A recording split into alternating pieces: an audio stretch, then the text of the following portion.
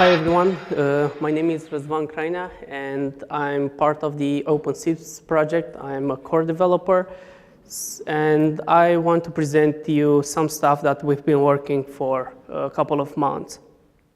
OpenSIPS clustering. So we often found the need to use not one, not two, but multiple OpenSIPS nodes due to, I don't know, scaling or distributing the traffic geographically. And I want to show you our solution and what we've done to make this better. Some of the problems we found along the road and the way the solution we found in order to solve them. Let's get going. Oh, sorry. So we'll be talking about scalability and geo-distribution, about shared information and how to share it, and at the end about clustering, OpenSIPS clustering, and we'll see a couple of conclusions that we've reached. First of all, let's see why we need to grow. Usually because we want to expand our business, we want to get as much customers as possible. And in order to do that, we have to increase the capacity of our platform. However, we have to make sure that services are not affected and we provide the best services to our clients. So increasing the capacity means more or less scaling.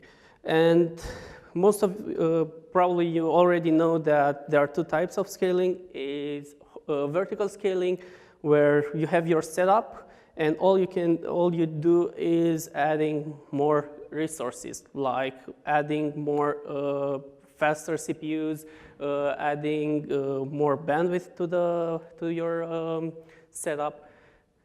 There are a couple of advantages because that's very simple. All you have to do is buy some cards and plug them in. However, it might become a bit expensive after upgrading and so.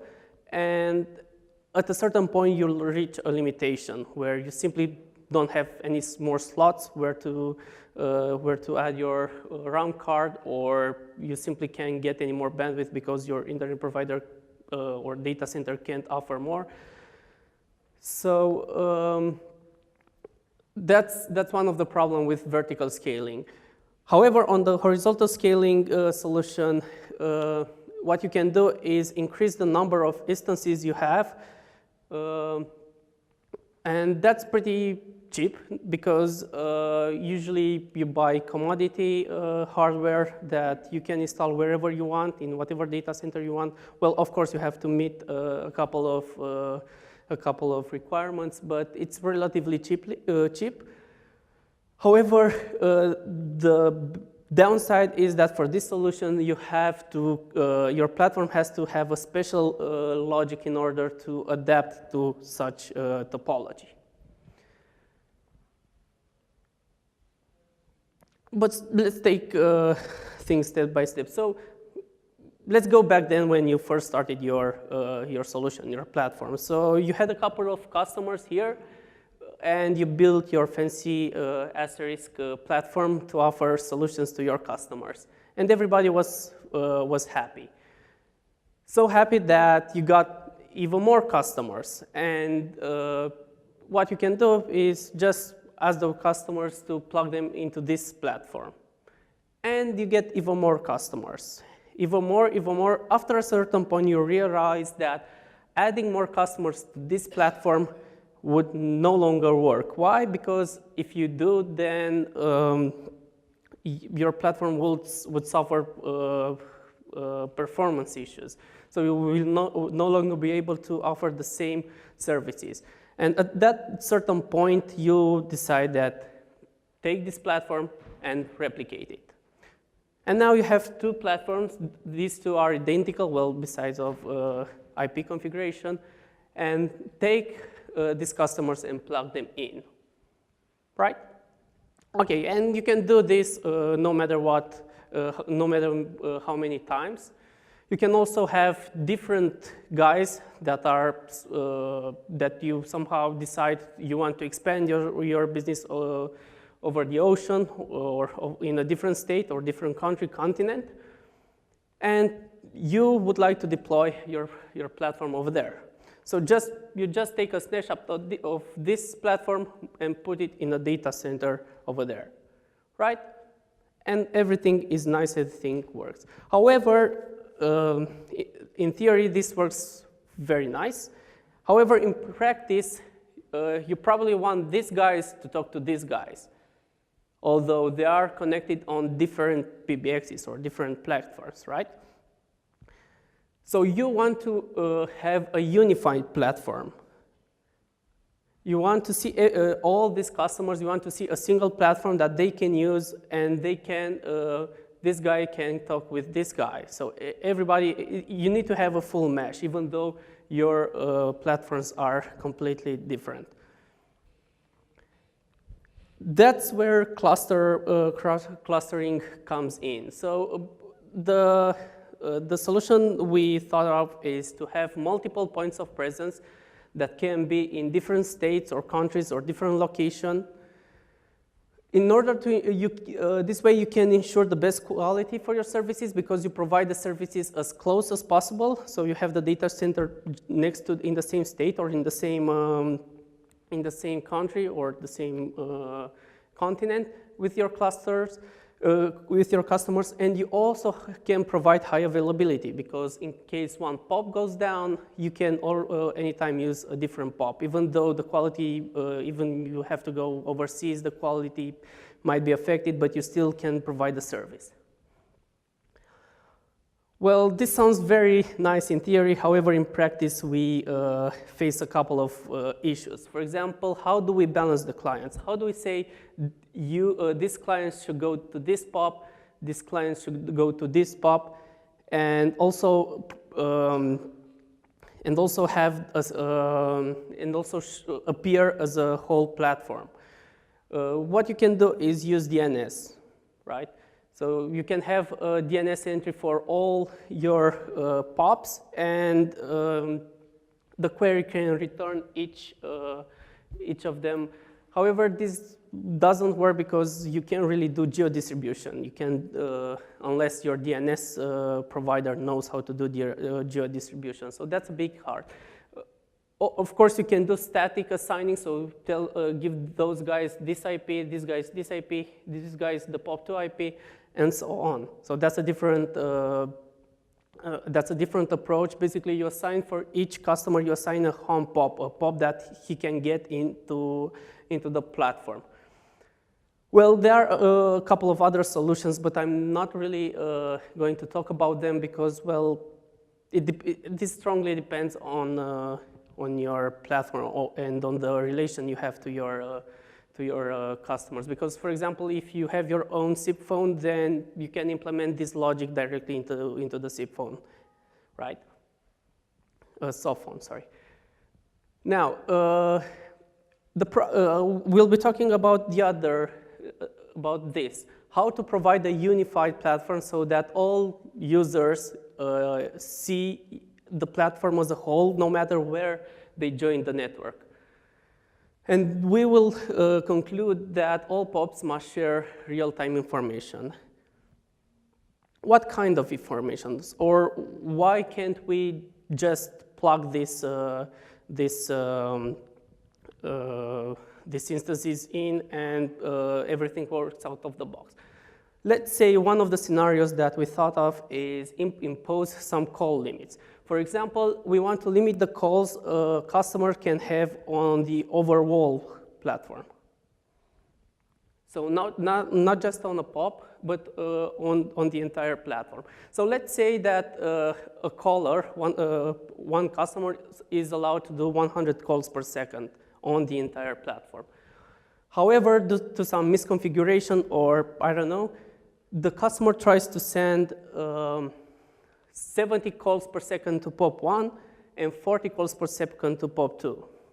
This sums up to 110 calls per second, right?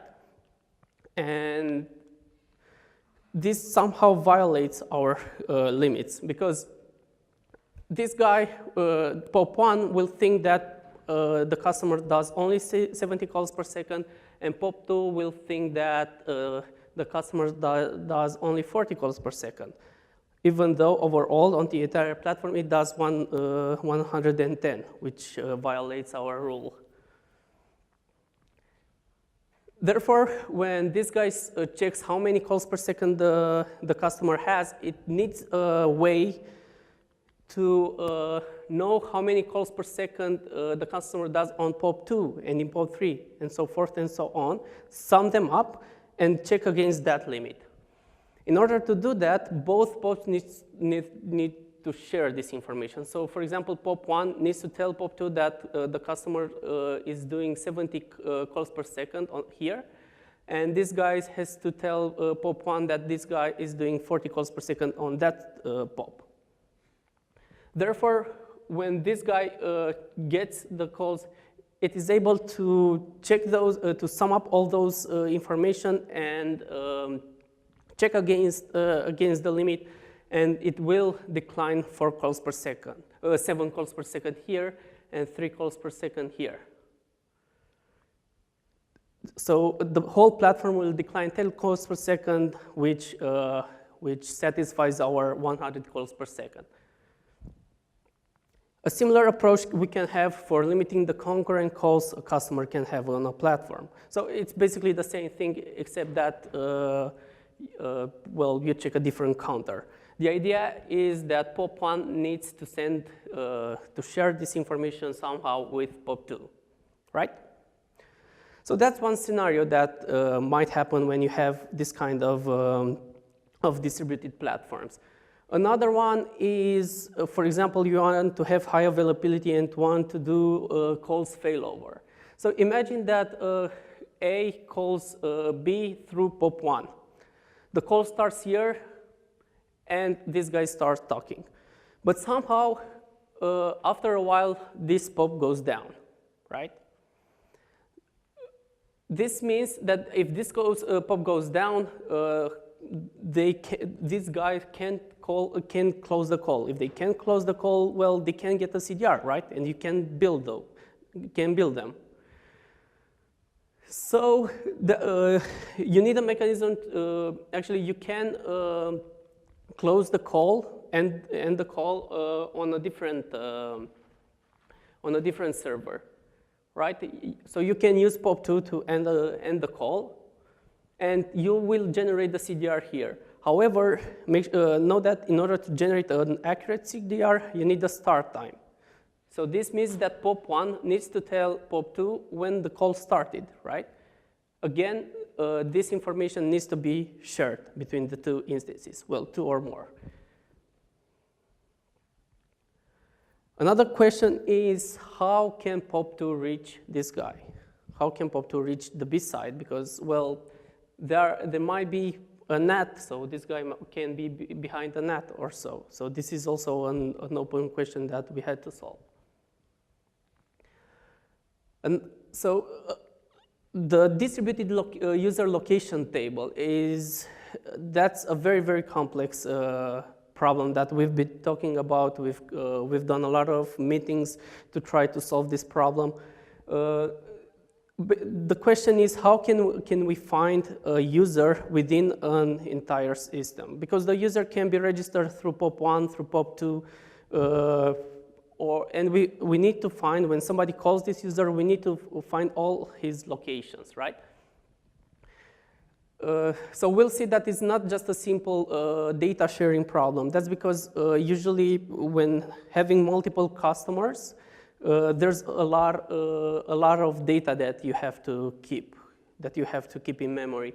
And this data is very dynamic because, for example, as my colleague proved, that when you work with mobile devices, they come and go very, very fast. So the data is very dynamic. It changes very fast. And we also need to somehow minimize the metadata exchanged between the server in order to have an efficient solution. Also, location tables are huge. So we probably need to partition these locations on in different nodes. And of course, everybody must know the common problem issues with SIP and the voice over IP, like NAT, TCP, and stuff like that. So we have to keep the states for this these issues. Let's see what our solution was. So imagine that A calls B through POP1. Now, POP1 needs to do a lookup. It needs to find out how he can reach B, right? And let's say that according to our algorithm, he asks POP2. He says, where is the blue guy? He says he's in POP3, right?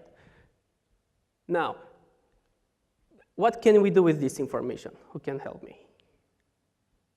So we know that this guy is here. We can simply go and send the invite to him, right? That's one solution, and that's the most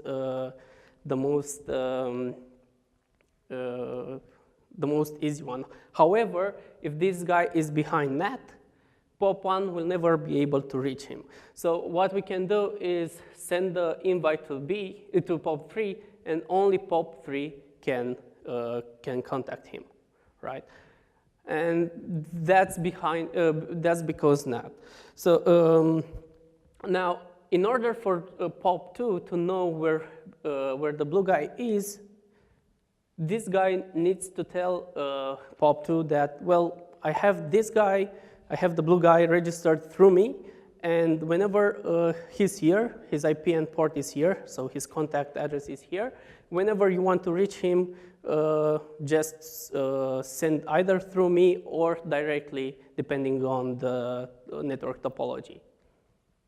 Again, as you can see, well, these are the blue lines, and in the slides before, the blue lines are some information that needs to be exchanged between these POPs, right? And now we'll be talking about how to exchange this data. Well, the simplest way to do it, and the way it worked up until now, is to use a centralized point where every POP publishes data. Well, that's pretty easy. You can have here a MySQL or Mongo, doesn't really matter. You can have any engine, any database engine that can store this information. However, each node publishes information to that database, and whenever they need information, they query that database. If it's a single one, then this might become a bottleneck. So, for example, if you have multiple nodes, not just three, that constantly push information and query information from that database, probably most of you have noticed that this, or can realize that this might become a bottleneck. However, there's one more problem that's, I think, a bit harder, is that the database lacks the intelligence to process the data. So for example, if one user registers to this POP, he pushes information here, and then this guy disappears, crashes, or whatever happens with this POP. Well, the information will be in the database, but it will no longer be available. It will no longer be correct, right? Because that guy will probably register through a different POP, and then you'll have two registrations and one is invalid. So you somehow need to do some complex logic when querying the database, and things get really messy. Trust me, we've done this, and we no longer do it, okay? That's why we had to come up with a different solution, a decentralized one. It's a solution where each POP replicates data through all the other POPs, so that each POP has its own copy of the data. A POP is able to detect when this guy is down, so it can immediately invalidate the data or perhaps keep it for a while until it becomes stale. So it can perform a lot of logic on that data because he controls it. It has it in memory. It doesn't need to go to a database, and a database can't really know what to do with that data. And we've developed a new protocol. It's called the binary protocol, which is a native protocol used for sharing data within OpenSIPS. It's completely peer-to-peer. It's decentralized. So all OpenSIPS nodes must know this protocol, and it's basically a mid-layer between that provides the transport channel. So it gives you the pipe to communicate. The services above can publish all sorts of information, like calls per second, like dialogue information if you want to duplicate dialogue information on a separate box in order to be able to end dialogue and so forth and so on, so for high availability. And it's able to detect failures and inform the services above to clean the data or invalidate it or whatever, depending on the nature of the data, whatever stuff needs to be done. So we have the solution to share data. We have the solution for a couple of problems that I presented it earlier, like impose the limits or distributed location. But when we put them all together, we noticed something that was not very handy. So clustering. So we do have multiple nodes that are able to connect to each other. However, we have to provision each node in order to know the entire topology. So, for example, if I add node D to my ABC clustering, then I need to go to cluster A and provision D. Then I need to go to cluster B, provision, and so forth and so on. So this doesn't seem right and doesn't seem very handy. So that's why we developed the clustering module, which helps you group several nodes, several OpenSIPS nodes, in particular groups that have the same functionality. So, for example, we can group three nodes that can share dialogues, and 4 nodes that share user location, right? This module is in OpenSIPS, so and basically what it does is just helps you group multiple nodes and ensures the communication between them, so that the services above them, like the dialogue module, like user location, can use this group. Simply asking, where should I send this data? Well, gives you 3 nodes. Send this data to these 3 nodes, and that's it. So it's very, very easy. It's very, very efficient. Everything is provisioned over the database. So all you need to do is insert an URL in the database, provide an entry point for each instance, and reload OpenSIPS. So everything is very, very easy to provision. You can always query the status of the nodes. So, for example, you can go on a node and see who's active or who's not. So you can see the nodes that are not available and try to replace them, or you can also use them to get a common idea of the platform. So, for example, you can see how many the statistics of each instance, and when you get these statistics, then you probably decide that you need to power up another instance, and so forth and so on. It's very granular. For each node, you can define several timeouts until a node is down, or until the data might be invalidated. So it's very, very flexible. And using this mechanism, we found that it's very easy to manage an OpenSIPS cluster. As I said, a node is simply defined by an entry point, by a socket, an IPN port. Currently, we only use binary interfaces, which is the protocol that's very efficient, and it's a very simple custom protocol. A node communicates with all the other nodes within the cluster. So all the nodes share the same information.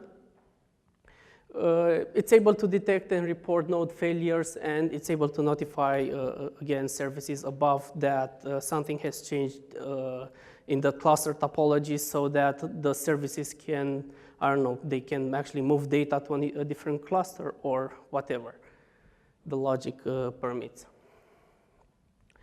Usage, because I know this is one of the biggest problems in OpenSIPS. Usage is very, very simple. All you have to do is write a line, so load the cluster module, provision all the nodes in the database, and then simply say, well, I want to replicate dialogs to this cluster. And that's it. Everything goes out of the box. So you don't really need to do any special handling in script. All you need to do is tell the dialog module, for example, to replicate the dialog states within that cluster. Of course, you have to reload OpenSIPS because so this is for efficiency. We don't really need to query the database every time we have to send a packet. We cache everything and simply reload when something changes. So this is for efficiency purposes. So as you can see, and as we've noticed, that horizontal scaling is not just a simple problem. It's not just a matter of adding more nodes to the topology. You also need to put them together somehow, and you need to share data between them. And you have to do that very efficient and to be aware of the data you are exchanging, because otherwise you might run into inconsistency and stale information problems.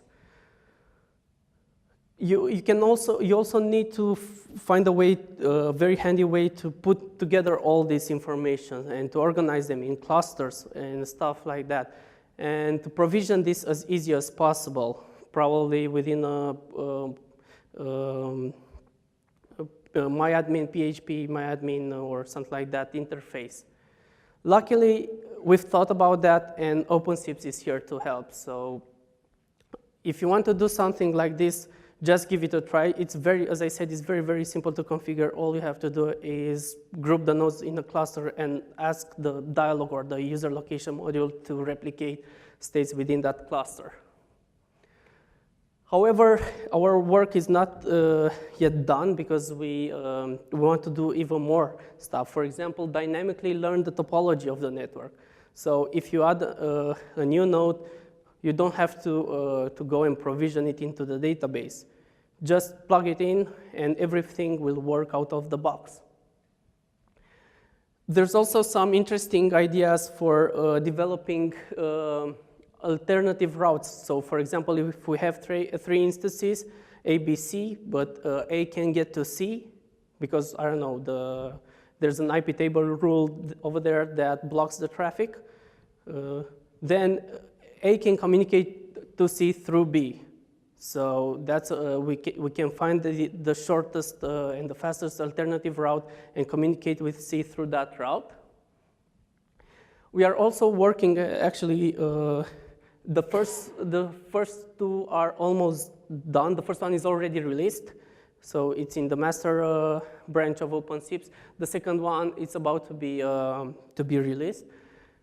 The third one is also about to be released. It's basically find a way, a core-like way to distribute user location in the location of the user in a cluster. So some nodes can keep the states of some cluster, some customers. Different nodes keep states of different customers, so that we can partition the data. So in case we, for example, for memory usage or for high availability or persistence, to make sure that we don't lose that information or we don't lose all the information. So we are working on that. And we are also planning to add clustering support for other modules. For example, we would like to do something like distributed presence. So a guy registers, subscribes on POP2, and somebody in POP1 publishes something regarding that user, we can go directly through POP2. So we don't really need to have a database, a shared database or something like that to implement this. And also to have a global status about the gateways. So for example, if POP1 detects a gateway is down, it can inform all the other POPs they should not use that gateway because it's down. Otherwise, all of them will try to contact it, will lose time to get timeouts and so forth and so on. So this is something that we thought about, and this might resolve the problem. Again, a different problem, a different feature that we want to develop is to run a command, an MI, for example, command on all the nodes within the cluster. So you don't have to go to each instance and tell them reload dynamic routing, because, well, usually when you change something, you want to inform everybody that they should reload their cache. And that's also something that we want to do. And your suggestions are welcome, of course. So this is what we've done, and we are pretty proud of it because it's pretty efficient, works. And if you want to do it, just give it a try. It's out there, it's open source, just give it a try. Thank you very much. If you have any questions regarding this. Okay.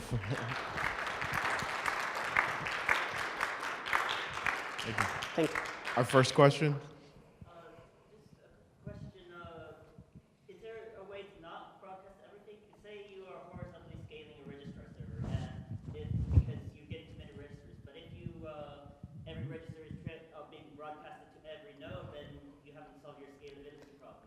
You just exactly. That's so the question is about broadcasting of messages and in regards to scaling. For this user, this is his standby node, and for this user, this is his standby node, and not do a full broadcast. exactly. Yeah, that's what we are trying to solve with this stuff. So basically, this stuff, what it does, it chooses for each customer or for each entity, it chooses something like a designated node that should keep that information. So what we do is calculate that designated node and send the information over there to a single node. Well, actually to more nodes because you would like to have some sort of redundancy. Yeah, but you don't do it to all of them. And that's exactly what it's being done over here.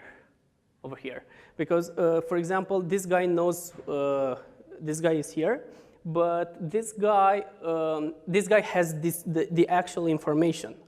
So not this guy. Well, this is a small scale. Imagine that you have 5 nodes. Only 2 of them will know where B is, but you have to know those 2 nodes. So you have to. We thought about applying some sort of hash algorithm like the cord one in order to detect the nodes that have that information and just go ask them. So this is how we would like to partition the data. It's not yet there, it's almost done. I mean, we do have a working prototype, but it's not yet released. Okay. If say one of your nodes restarts, you're keeping everything in memory. So how do you rebuild the location table after a node restarts? So the question is, the question is regarding if there's a restart, since everything is loaded in memory, how do you refresh everything? Yeah, that's a very good question. Power catastrophe. The idea is that the cord and other hash mechanisms work like this. So when you have the keys designated to you and one of your neighbors have them, in case you go down, the entire topology changes so that according to that hash, you will no longer own some of the keys. So you have to move those keys to that. So that's the future. How does it work presently? That's how it works now. Okay, so you No. already have cord in. Yes. It's not cord. It's basically actually, yes, you are right. That's what we are planning to do because now everybody has everything. So, well, it's nothing is, yeah, yes, it will get everything. Just ask the neighbor node, dump everything to me, or what? Yes, something like that. A new node is available just, well, it depends because for example, for dialogs, each instance has already database persistency. So that's how it works now. So because currently we are only using the clustering to group, just to group the nodes, but information, each module stores the information. So if that node goes down, it will load the data from the database. That's the current solution. But yes, but the next solution is, as I said, just move because you have to move the keys because you will no longer own them, right? So you really need to move them because the next guy should be the one that will be queried for that information. So yeah. More questions in the back? Summing up the question very quickly, you had discussions on going through this. Did you look to the market or did you guys try to reinvent the wheel? Well, no, we did not. I mean, this was something that people came asking us to do it, so we somehow needed to do it. I did put this question to Bogdan a few years ago, and finally I said, okay, it's a great future, thank you for that.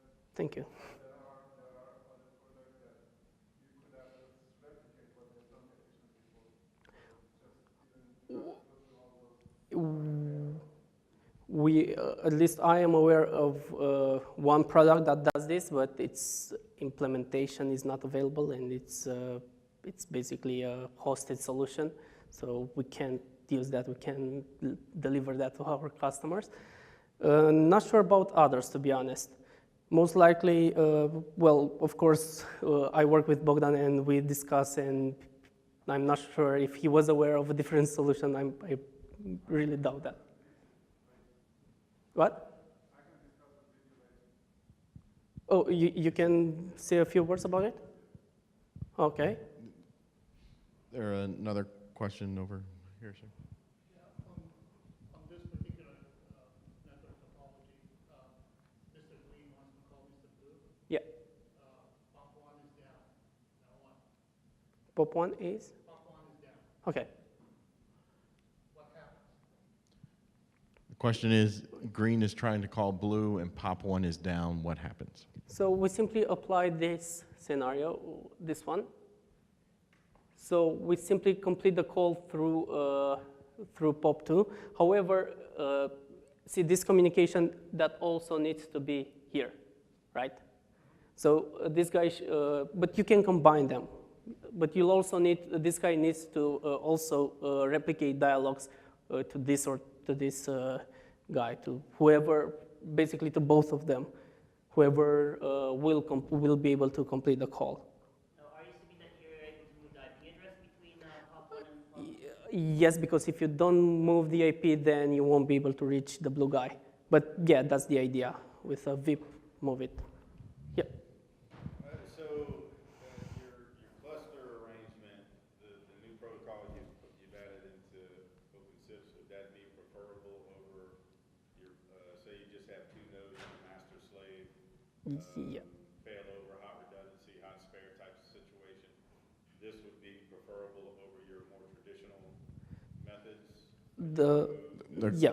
The question is this more preferable to having just a 2-node cluster and a master slave failover, high availability? I think the question is whether the replication solution is more performant than common old replication solutions, right?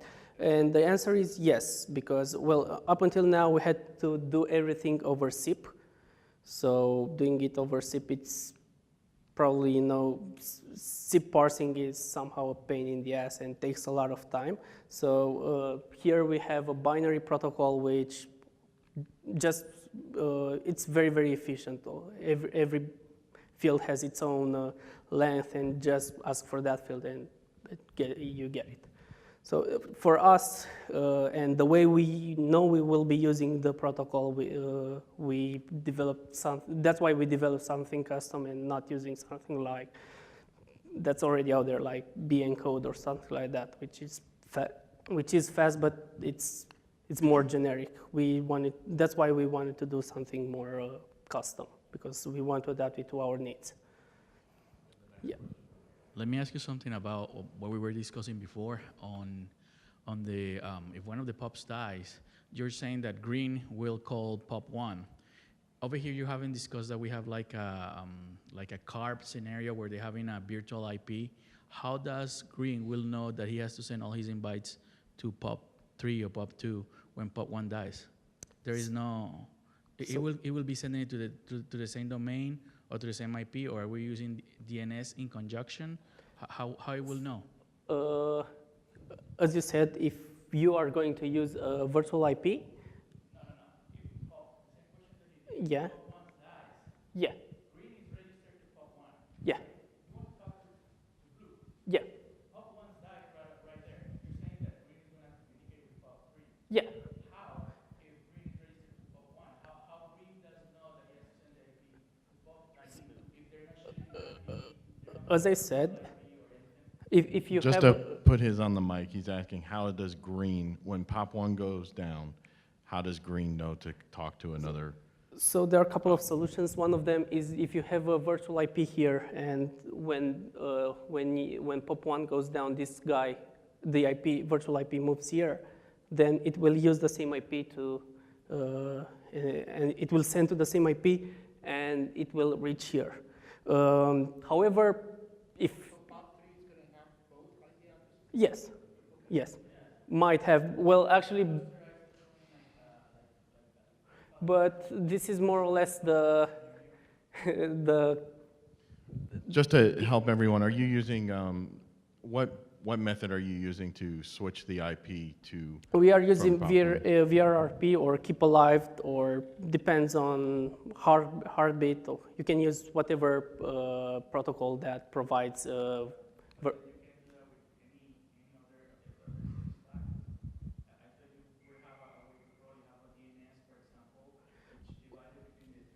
Yeah. Yes, exactly. That's why I came here, because, well, that's the solution that you use to balance the clients. Again, if you have your own soft phone, then you can use whatever you want. Next question is in the back of the room here. Okay. Yeah, so I guess I was curious about why you didn't use something like Redis Sentinel, where you have other boxes that are monitoring the master and the slave and basically detecting master failure and then doing election. Do you have some process that's running like on the nodes that's doing that? Sorry, I didn't get the question. Are you familiar with Redis Sentinel? With? Redis Sentinel? Yeah, of course. Yeah, so why don't you have something like Redis Sentinel where you have another box that's monitoring these boxes? Maybe I just missed that. Yeah, just a second. So the solution is basically, okay, no, it's later. You're asking for a centralized, let's database like Redis or Mongo where you can publish that data, or just use it to detect where nodes are down. Exactly. So there's another service that detects when nodes are down, Yeah, and then it's responsible for new master election based on quorum. In that case, the client needs to query that Redis in order to find out the node is down. So, well, that's not standard. I mean, if you do control the client here, the SIP client, then that would be easy. But otherwise, and you usually don't control that because, well, it's whatever the customer wants to And use. just feeding from what the group is saying, there's a lot of different ways of doing clustering. Okay, and that's how we started this, and that there's a lot of different ways of doing clustering. Yeah, that was our solution. This is an approach that they've come up with, and that they've tested, and that they're still working on, and that's working for the scenarios that he's presented here. There are different methods that all of us have tried in different paths, and he said that they had discussions, and this is the one that they've worked with. Yeah. One more question over. Or is there someone, let me get someone new first. I'm not being, it came out a lot worse than it was intended. Plus, it's better exercise for me, which I need. I guess it might help us all if you give us an idea as to what kind of scale you're talking about. I mean, is this for 1,000 nodes? Is it for 100,000 nodes? You know, what scale you have in mind, and how far have you gone in terms of testing at scale? And then do you have a standardized implementation that you think is going to be the way this is going to roll out when it goes into production? Okay, yes, the scale we are talking about is a couple of like 3 or 4 nodes, because with 4 OpenSIPS nodes or even 8, that's what we've been testing until now. If you have 8 nodes, then you can do whatever you want. I mean, you can support a lot of customers, millions of customers. In terms of testing, this is not yet deployed in production, but we have a setup, a very stable setup that we have for like a month, where we do all sorts of tests that consists of 3 nodes in different data centers.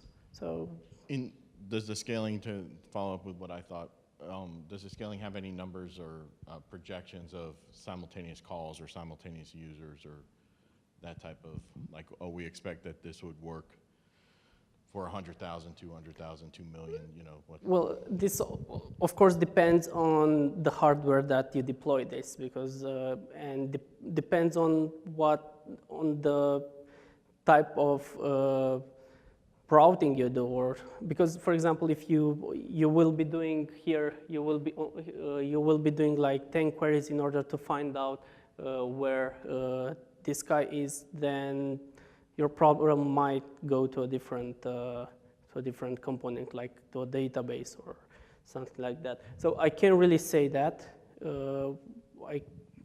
I don't have those numbers, because you'll probably have to do it on your specific scenario.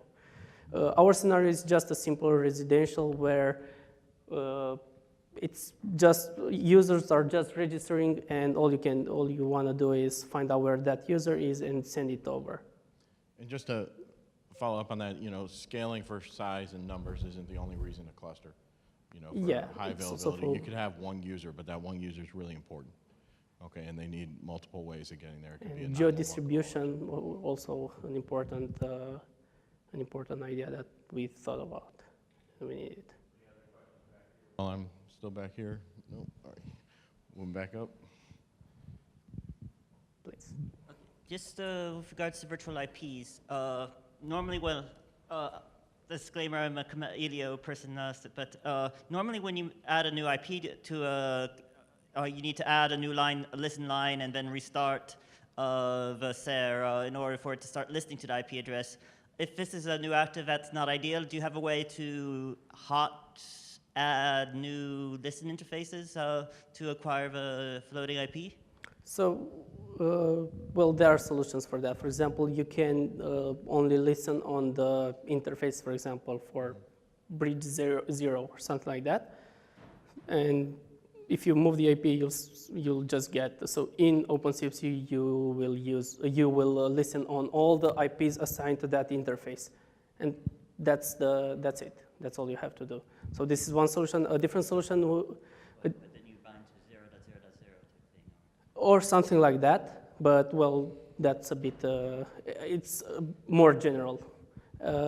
Or you can do something like there's a kernel setting that allows you to listen on IPs that are not already on the machine. So it's called bind non-local. And if you activate that, you can listen on any IP on the earth. So you can also listen on the entire subnet, I don't know. And you will only get information when the router sends it, or so when you have the IP assigned. So. Yeah. Yeah. Yeah.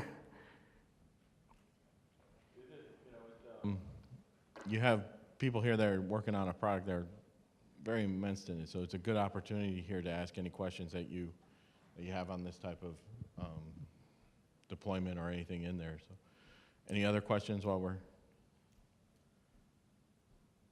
Are you just not asking because you don't want me to come near you? Just a joke. How about a big round of applause? This was great. Thank you very much.